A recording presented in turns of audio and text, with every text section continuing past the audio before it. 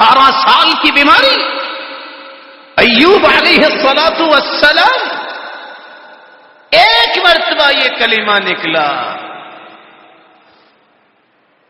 رب انی مسنی الضر وانت ارحم الراحمین.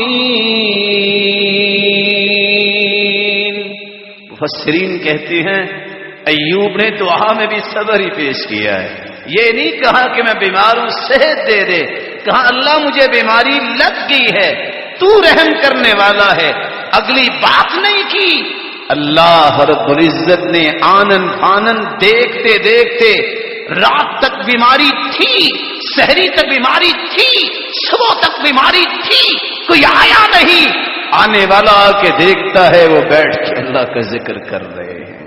ان 4 کلمات نے کس طرح دنیا کی آنکھوں میں دھول ڈال دی. سبب کیا تھا؟ تقویٰ.